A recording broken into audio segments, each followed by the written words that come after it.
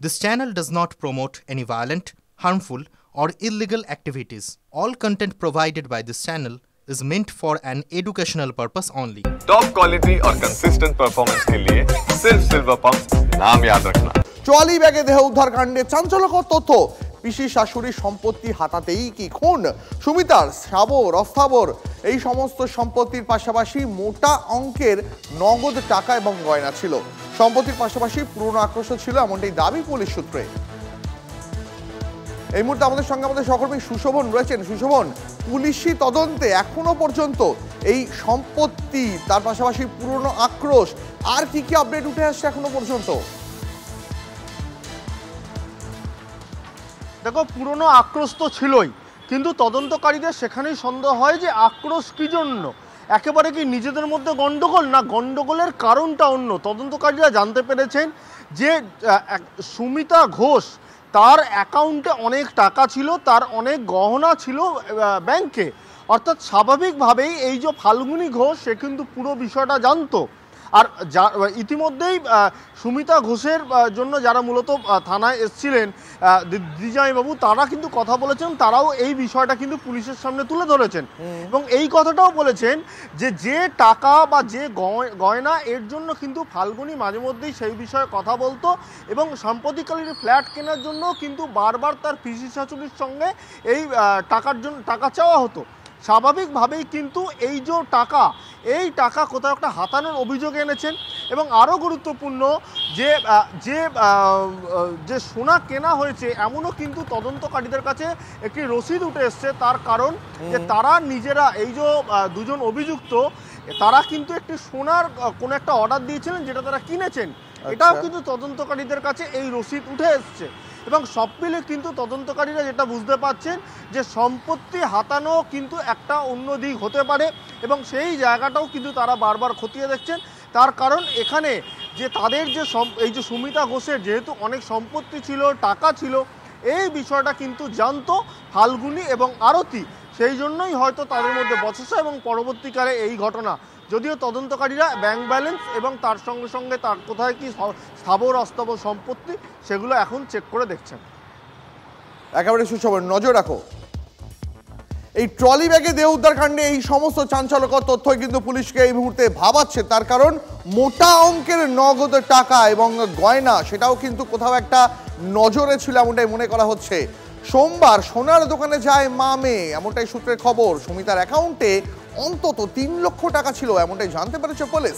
সুমিতার ATM কার্ডের password, সেটাও জানতো মা এবং মেয়ে। সুমিতার পরিবার সূত্রে এই তথ্যই জানতে পেরেছে পুলিশ। অভিযোগ, সুমিতার অ্যাকাউন্ট থেকে টাকাও তোলে মা মেয়ে। সেই অভিযোগ ঠিক কি না, সেটাই এখন খতিয়ে দেখছে পুলিশ। এর জন্য সুমিতার ব্যাংকের অ্যাকাউন্টের লেনদেন খতিয়ে দেখছে পুলিশ। এখন প্রশ্ন হচ্ছে, নিঃসন্তান সুমিতাকে কি টাকা হাতানোর লক্ষ্যেই খুন করেছে ফাল্গুনী এবং আরতি? অন্তত তেমনটা ইঙ্গিত নিহত সুমিতার দিদি জামাই বাবুর।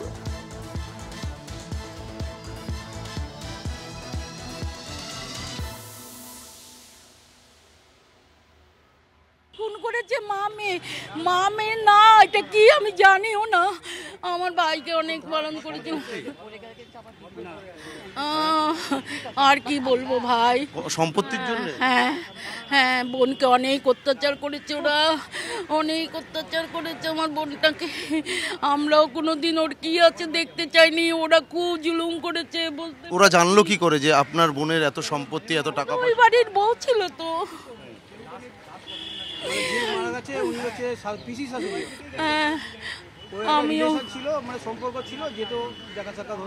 আপনার বোনের এমনি আসামে কি কি সম্পত্তি রয়েছে?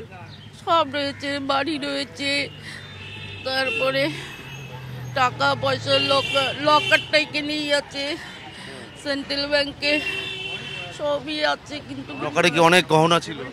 হ্যাঁ, সেটা ছিল, সেটা কিনা ছিল, মানে চিন্তা করার নেই। এগুলোই কি হাতানোর পরিকল্পনা ছিল? ওই মেয়েটা না মাঝে মাঝে আমার বোনকে বলতো, আমি একটা প্লেট কিনবো পিসি, আমি একটা ফ্ল্যাট কিনবো। কোথায় তোরা গরিব মানুষ, খেতে নেই, তোরা কি করে প্লেট কিনবি? আমার বোনকে যে নিয়ে গেছে গো ভাই, দুটো পা কি করে কেটেছে না দেখলে তুমি? আমি সব দেখেছি দাঁড়িয়ে দাঁড়িয়ে। আমার শালি আমার বাড়িতে বেড়াতে এসছে, সে কি পরিচয় দেবে? হ্যাঁ, এখান থেকে যখন যায় তখন কি বলে যায়? আরও বিভিন্ন জায়গায় বেড়াবে, ওর তার আত্মীয় স্বজন অনেক জায়গায় আছে, ওর নিজেরা স্টাবলিশ, ওর অ্যাডাল্ট, বিবাহিত, যেখানে যেখানে যেতে পারে, ওর নিঃসন্তান, স্বামীর সাথে সম্পর্ক নেই।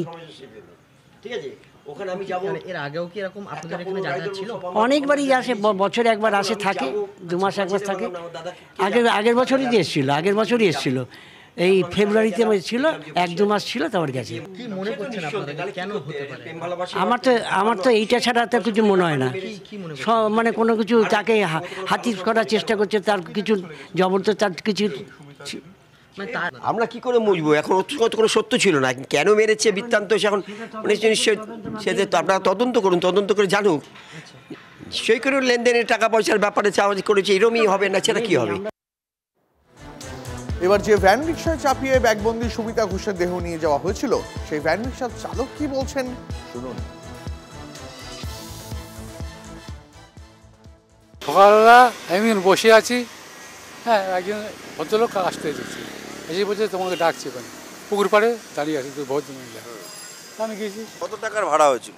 130 টাকা। আচ্ছা, 130 টাকায় আপনাকে কি করতে হলো? কিছু করতে হয়নি, ওরা ট্রলি ব্যাগটা ঘর থেকে বের করলো, নিচে রাখলো, সিঁড়ি নিচে রাখলো, ওখান থেকে ধরে 3 জন। আপনাকে কি হেল্প করতে হয়েছিল? একটু বাঁধ দিয়ে হেল্প করেছি।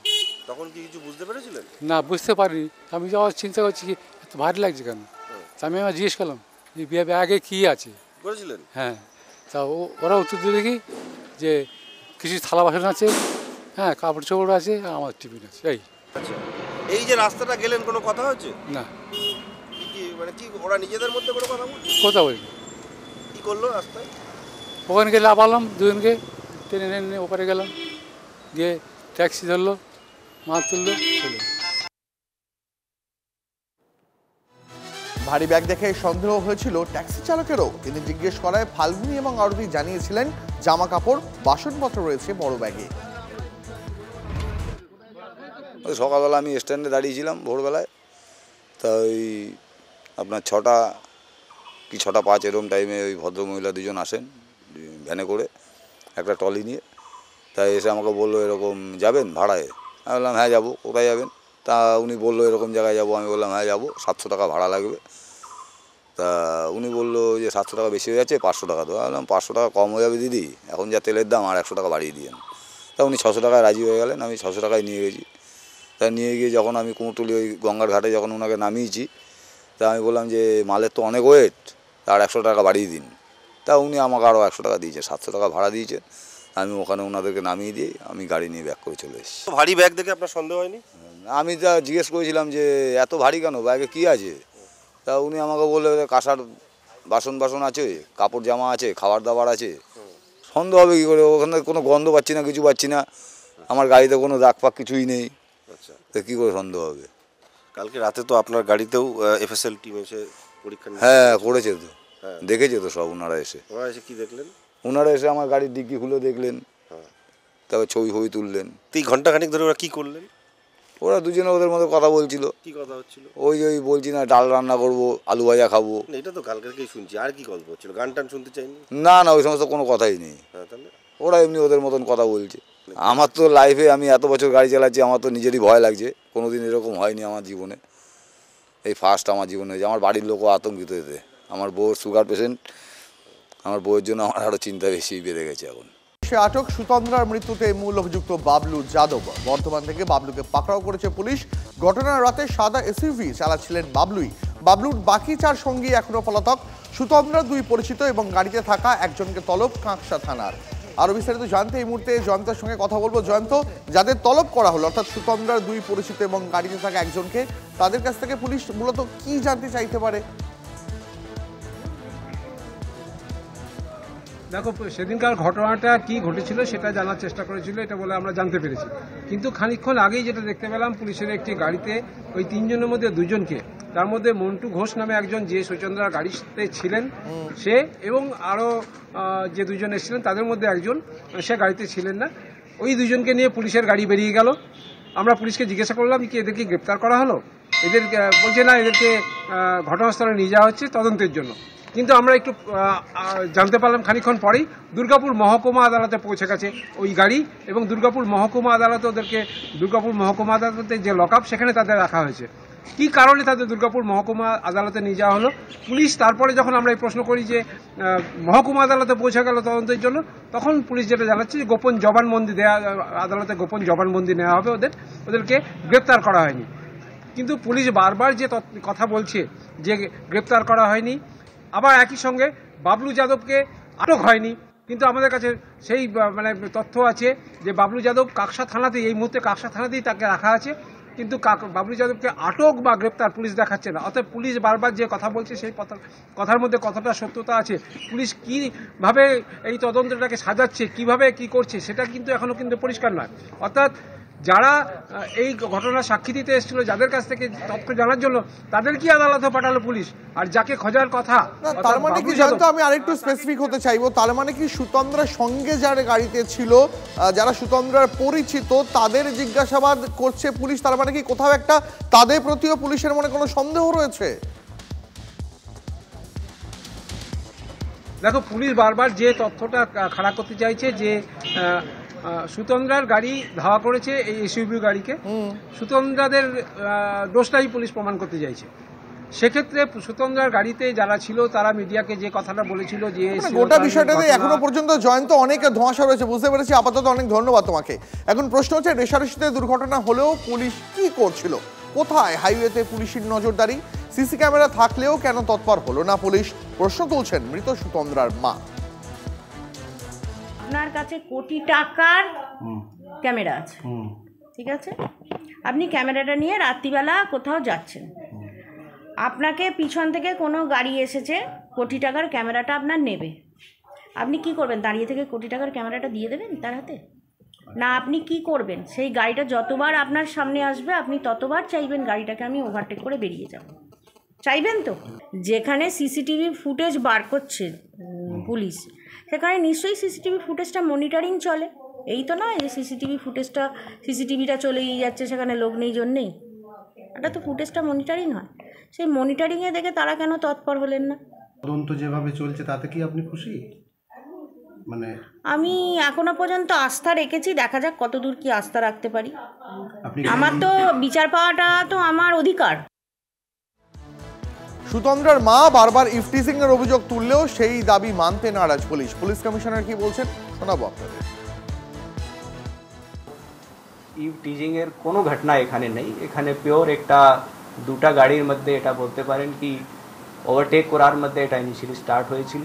সিসিটিভি ফুটেজগুলো আছে যার মধ্যে আমরা দেখতে পাচ্ছি যে হুন্ডাই ক্রিটা গাড়ি, যাদের বাড়ি এখানে পানাগড় রাইস মিল মোড়ে আছে, ওরা এগিয়ে এগিয়ে যাচ্ছে এবং যে মির্তার গাড়ি সেটা ওনার পিছে পিছে আসছে এবং পানাগড় রাইস মিল মোড়ে এসে ওই গাড়িটা যখন একটা গলির মধ্যে এন্টার করে যায় ক্রিটা গাড়ি, এবং মির্তার গাড়ি ওর পিছে পিছে এন্টার করতে পারেনি এবং ওখানে সামনে একটা পয়েন্টে গিয়ে পাল্টি খেয়ে যায়। রিজেন্ট পার্কে হরিদেবপুরের এক বাসিন্দার দেহ উদ্ধারকে ঘিরে চাঞ্চল্য। টেকনিশিয়ান স্টুডিওর কাছ থেকে দেহ উদ্ধার। মৃত অনুপ মণ্ডল এক আইনজীবীর হয়ে ক্লার্কের কাজ করতেন। এলাকা সিসি ক্যামেরার ফুটেজ খতিয়ে দেখছে পুলিশ। দেহের কাছে একটি হেলমেট পড়েছিল এমনই দাবি প্রত্যক্ষদর্শীদের।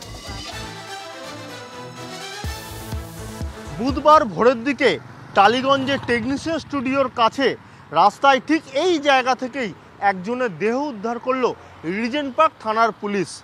পুলিশ এসে ঘটনাস্থলে দেখে যে ঠিক সেই জায়গায় দেহ পড়েছিল, আর যখন এইখানে মূলত দেহ পড়েছিল এর থেকে 100 মিটার দূরে একটি হেলমেট পাওয়া যায় বলে পুলিশ সূত্রে খবর। কিন্তু কি করে এই দেহ এখানে এলো বা হেলমেট বা কিভাবে এলো, পুরো বিষয়টা জানার চেষ্টা করছে। তার কারণ ইতিমধ্যেই রাস্তার যে সমস্ত সিসি ক্যামেরা রয়েছে সেগুলো যেমন অনুসন্ধান করা হচ্ছে, অন্যদিকে যেহেতু একেবারে যেখানে ঘটনাস্থল তার থেকে ঢিলছোড়া দূরত্বে একটি বাম্পারও রয়েছে, সেটাও কিন্তু পুলিশকে যথেষ্ট ভাবাচ্ছে। স্বাভাবিকভাবেই হঠাৎ করে এরকম একটা রাস্তায় কিভাবে দেহ এলো, পুরো বিষয়টা যথেষ্ট রহস্য দানা বাঁধছে। সেই জন্যই পুলিশ পুরো বিষয়টা জানার চেষ্টা করছে রিজেন্ট পার্ক থানার তদন্তকারী আধিকারিক। ক্যামেরায় বিনোদের সঙ্গে সুশোভন, TV9 বাংলা। ভাঙড় হসপিটালেতে বেডে শুয়েছিল। তারপরে আমার হাজবেন্ডকে ডাকলাম, ডেকে উনি গেল, গিয়ে উনি মাথাটা চাগিয়ে তুলে দেখছে মাথার পিছনটায় মানে পুরো ব্লিডিং হচ্ছে আর এই হাতটা ভাঙা আছে। এখন আমরা তো কিছু বুঝতে পারছি না, মাথার পিছনটায় লেগেছে। এখন না পুলিশে না করলে বোঝা যাচ্ছে না কিসে করে যাচ্ছিলেন। ও এখন বুঝতে পারছে না ও কিসে যাচ্ছিল বা কিছু। ওই সবাই বলছে তো হেলমেট পরেছিল।